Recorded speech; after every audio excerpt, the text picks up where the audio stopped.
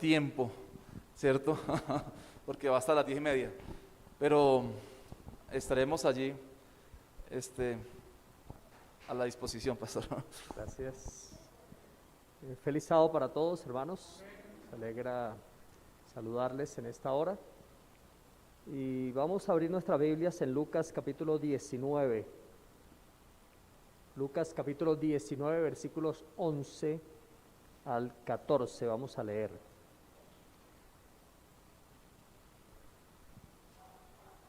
Lucas capítulo 19, versículo 11 al 14.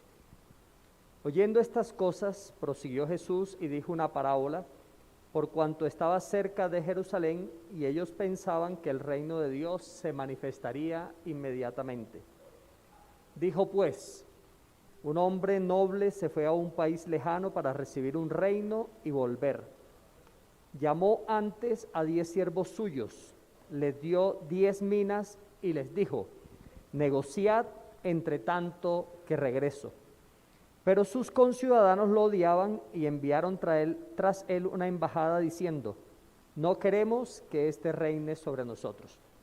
Bueno, yo no voy a dar aquí el contexto de esta parábola, pero voy a intentar que saquemos unas 3 lecciones en estos minutos que tenemos para la reflexión.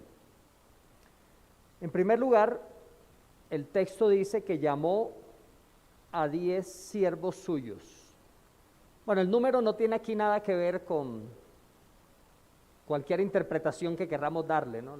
Los adventistas somos buenos en encontrarle significado a todo en la Biblia y a todo le queremos colocar nombres y los clavos del santuario, aunque no los tenía, pero se los encontramos, bueno. Eso es parte de nuestro ADN, de nuestra cultura, y bueno, lo disfrutamos igual, porque ¿qué hacemos con eso? Pero aquí el número 10 no tiene ninguna importancia aparentemente, puede que sí, pero aparentemente no lo tiene. Sin embargo, quiero resaltar algunas cualidades de los siervos. En primer lugar, ya les dije que no tenemos tiempo para hablar del contexto, pero no puedo dejar por pasar por alto el concepto de que el hombre noble se fue a un país lejano.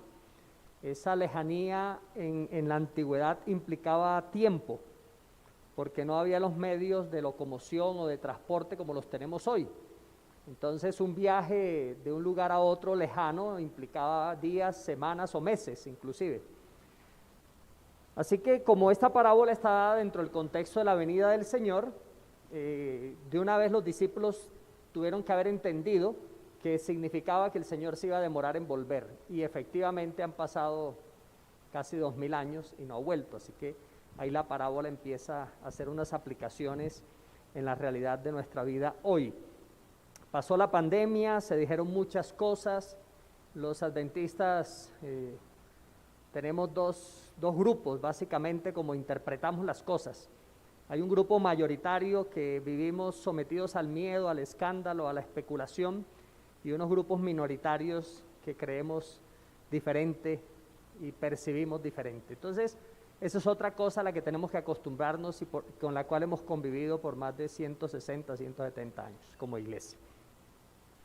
Entonces, pero aquí encontramos básicamente que hay una lección, y es ¿qué es lo que debemos hacer mientras Jesús viene?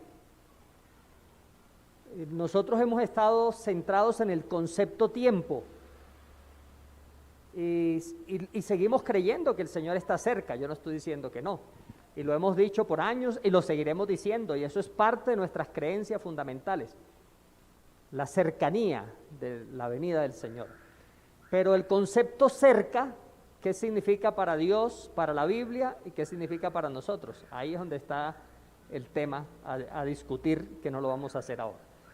Lo que quiero resaltar es, ¿qué hacemos mientras el Señor viene? Porque es que muchos de nosotros esperamos de manera ociosa la venida del Señor.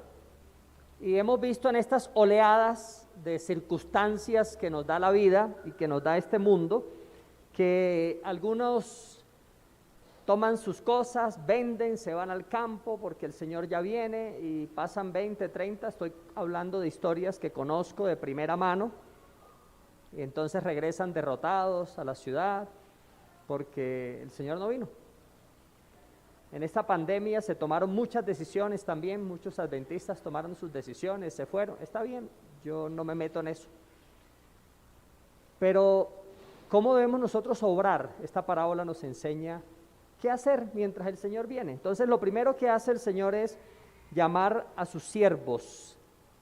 ¿Qué cualidades debían tener esos siervos? En primer lugar, eran dignos de su confianza. Confiar en alguien es demostrarle aprecio. La confianza implica aprecio, es un tema afectivo también. Es esperar que el siervo que recibió la confianza va a defender los intereses del dueño. Ningún administrador arriesga sus bienes en manos de personas en las que no pueda confiar. Si usted se va a vacaciones y pasó, yo conozco una historia de un pastor amigo mío, ya él murió, así que no me va a reclamar porque estoy contando. Quizá murió antes de lo que uno hubiera esperado que hubiera pasado con el amigo. Y se fue a vacaciones y un hermano que se había recién bautizado en la iglesia y se ganó la confianza, entre comillas, del pastor en pocos días, ni siquiera meses. Y él se fue a vacaciones y le dejó las llaves. Bueno, ya hermano, ¿por qué no me cuida la casa mientras yo vengo? Y sí, el hermano le cuidó la casa. Se la cuidó tanto que se la dejó limpiecita. Usted nunca deja sus bienes en las manos de una persona que no confía. Entonces aquí tenemos 10 siervos que el Señor confiaba en él, el dueño confiaba en él.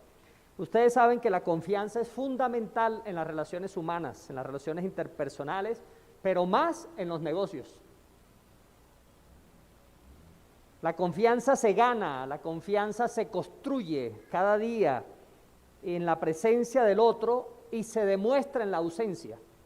La confianza se gana en la presencia y se demuestra en la ausencia. Porque si no, nosotros tendríamos que ponerle un chip a cada persona, el esposo a la esposa, la esposa al esposo, a los hijos, saber dónde están, dónde andan, una cámara. Bueno, hay personas que viven así, ¿no? De paso, casas donde hay cámaras en todas partes menos en el baño y uno no sabe, ¿no? Si habrá cámaras en el baño. Entonces, cuando uno va a esos lugares, toca andar mirando así, todo es sospechoso. Cualquier cuadro, cualquier botoncito por ahí, bueno, ya te están vigilando. Pero la confianza se demuestra en la ausencia de los demás, no en la presencia de los demás. Por lo tanto, asumimos que eran personas responsables, que pertenecían a su casa. Eso es una cualidad de los siervos, por eso el Señor los llamó. Nosotros somos esos siervos. El Señor se fue a un país lejano y dijo, me demoro. Y así ha pasado, el Señor no vino enseguida como ellos querían, no vino inmediatamente como ellos querían. Pero mientras el Señor viene, ¿qué espera el Señor de nosotros? Que seamos responsables porque Él ha confiado en nosotros y nos ha dejado sus tesoros, sus pertenencias, sus propiedades, son de Él. Nosotros no tenemos nada, a veces se nos olvida que el carro que tengo no es mío, me pertenece a Dios, la casa, las cosas. A veces nos pasa lo de Nabucodonosor, no es esta la gran Babilonia que yo construí. No, lo que tú tienes, lo que yo tengo, tanto en lo material como en tus cualidades, tus habilidades, le pertenecen al Señor. Y el Señor nos las confió mientras viene. Segundo aspecto que quiero mencionar, puso su negocio en sus manos, les dio 10 minas. No era mucho capital. Una mina era el salario aproximado, el salario mínimo aproximado, hablando de hoy. En esa época no existía esa figura del salario mínimo. En Colombia esa figura se implementa por allá en 1948 en adelante, aproximadamente. Y le dio hoy día el salario de 100 días. Entonces estamos hablando, vamos a redondear esa cifra en 3 millones de pesos, vamos a redondearla. Entonces le dio a cada uno, eso no, hoy para nosotros, entre comillas, sí, es mucha plata, pero a la larga cuando usted empieza a pagar y a invertir, no es nada, ¿no? Se vuelve 3 millones en menos de nada. No era mucho capital, pero el dueño fue generoso. ¿Por qué fue generoso el dueño? Porque les dio lo que no tenían. Entonces, cuando tú adquieres un peso que no tenías, ya estás ganando, porque estás recibiendo algo que no tenías. Todo lo que el Señor nos da es ganancia para nosotros. Y el Señor espera de nosotros que seamos fieles, devolviéndole a Él la parte que Él pide de nosotros, porque todo lo que recibes es ganancia. No lo tenías, ahora lo tienes. Tu capital se incrementa, se acrecienta. Eso le pasó a estos hombres. Puso el negocio en sus manos. Saben, hermanos, que para muchos de nosotros, por no decir todos nosotros, el hecho de ser adventistas nos da una mina que antes no teníamos. A veces no pensamos en la ganancia que representa el ser adventistas. Mi padre, que no es adventista, él siempre ha dicho, hasta el sol de hoy, no es adventista, pero él siempre ha dicho, yo siempre vivo tranquilo porque mi esposa, mis hijos están en la iglesia. Entonces yo no ando preocupado dónde estará mi hijo, qué estará haciendo, qué peligros está asumiendo. Estoy tranquilo. Para él, el hecho de que su esposa y sus hijos estén en la iglesia ha sido una ganancia todo el tiempo. La iglesia para nosotros es una ganancia. Para nuestros hijos es una ganancia. Tenemos una mina que antes no teníamos y el evangelio no lo teníamos y ya lo tenemos y tenemos esa ganancia que el Señor nos ha dado. Pero yo quiero que no solamente miremos esto como un tema espiritual, sino vamos a mirarlo desde el punto de vista como lo presenta el texto. Saben que el texto utiliza una expresión que se ha traducido al español como negociad. La palabra negociad es una palabra breve, directa, poderosa, cargada de mucho significado. Es el único lugar en la Biblia donde se usa esta palabra, en el idioma griego. Es el único lugar. Es un hapax legómena, dicen los teólogos. O sea que aparece una sola vez en el Nuevo Testamento. La palabra que se traduce, pragmateunami, la palabra se traduce como negociar. ¿Qué significa esa palabra? Pues conocemos, así como usted lo está pensando. Comerciar, hacer negocios, estar ocupados con algo relativo al comercio, trabajar para ganar dinero. Eso significa esa palabra. Entonces, esa palabra que denota acción diligente, que viene de la raíz caminar, poner en movimiento y continuar en movimiento. Entonces no solamente te dice camina, ponte en movimiento, sino mantente en movimiento. El texto me está diciendo a mí que mientras el Señor viene, el Señor espera que sus hijos produzcan dinero en la tierra. Y de eso poco nosotros lo vemos y lo hablamos. A veces el hermano que tiene un poquito más que yo, entonces lo miramos con recelo y decimos, mire, materialista, solo le interesa en hacer plata, en trabajo. Pero es que eso fue lo que Jesús dijo en esta parábola. Produce dinero permanente, negociad mientras vengo. El siervo debe trabajar diligentemente sin descuidar nada. El Eclesiastés 9:10 dice, todo lo que te viniera a la mano para hacer, hazlo según tus fuerzas. La diligencia es una virtud con la que se combate la pereza. La pereza no está ligada en el lugar donde nacemos, a la familia que pertenecemos. Todo lo contrario, el Señor espera que nosotros no seamos perezosos. Romanos 12:11 lo dice. En lo que requiere diligencia, no perezosos. Así que trabajar, producir, es parte de la mayordomía cristiana. Es parte de la vida y es parte de lo que el Señor espera mientras Él vuelve. La parábola dice, se fue a un lugar lejano, dejó una mina y le dijo a sus siervos, negociad mientras vengo. O sea, tomen ese dinero que les dejo y pónganlo a producir permanentemente mientras vengo. Así que, para terminar, quiero recordar en la parábola que después de Jesús llamarlos y dejarles el capital y se fue al país lejano, que ya lo dije, implica una demora, ese mismo concepto.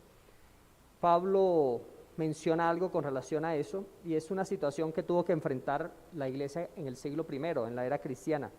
El apóstol Pablo en los Tesalonicenses, en la segunda carta, en el capítulo 3, versículo 10 al 12, no lo vamos a leer por tiempo, pero conocemos que Él dijo, si alguno no quiere trabajar, que tampoco coma. Porque los hermanos de la iglesia empezaron a decir, eso el Señor ya viene, ¿para qué trabajamos? ¿Para qué invertimos? ¿Para qué producimos? ¿Para qué compramos? Y parece ser que es el ambiente que se está viviendo en esta pandemia en algunas iglesias, en algunos hermanos, en algunas mentalidades. Esto ya ve, esto se va a acabar, esto el Señor ya viene, esto. Dejemos así. No es un concepto bíblico, mis hermanos.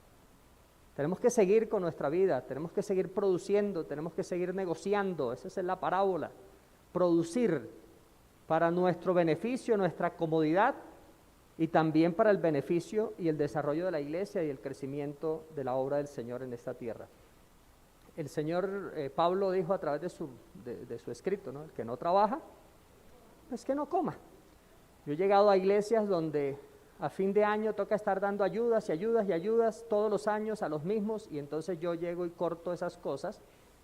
Son medidas que no son populares, que no ganan votos, que no ganan amigos, pero tenemos que enseñarle a la gente que no puede estar dependiendo de otros, porque la Biblia no dice con el sudor del frente te ganarás el pan, dice con el sudor de tu frente. Entonces el concepto bíblico siempre ha sido trabajar, producir, mientras el Señor viene. ¿Y qué sabemos si pasan 100 años más? Yo no sé. ¿Quién me puede garantizar una cosa o la otra? Más allá del deseo que yo tengo que el Señor venga mañana o hoy mismo.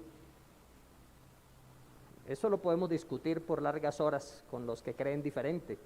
Pero la palabra del Señor dice que tenemos que trabajar, tenemos que producir, tenemos que...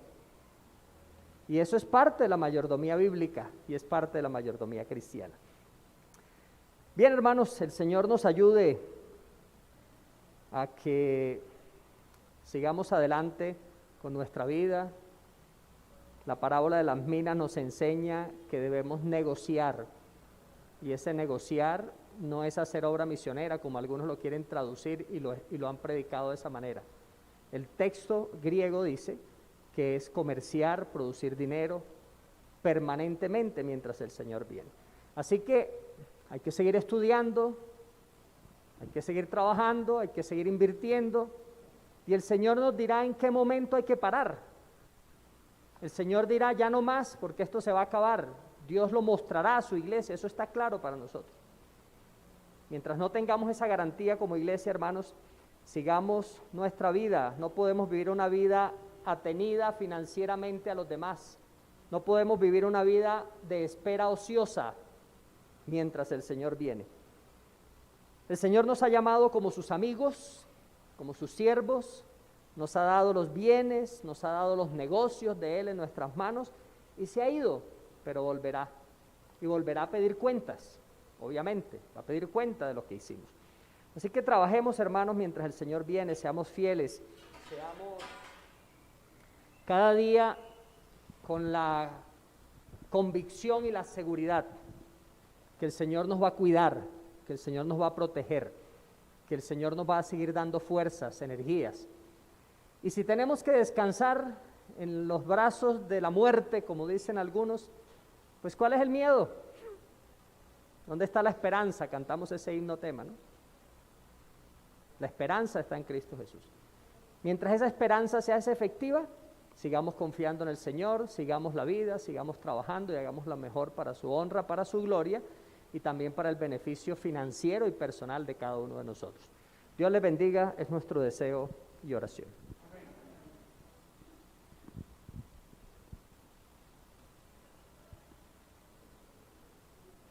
Bien, vamos a terminar entonando las estrofas del himno 259, si no me equivoco, ¿cierto, hermana?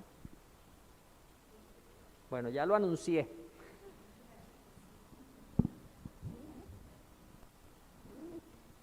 Bueno, muy bien, coloquémonos en pie y vamos a terminar esta hermosa meditación en esta mañana, entonando entonces el himno 259, pastor. 259. Mi espíritu, alma y cuerpo.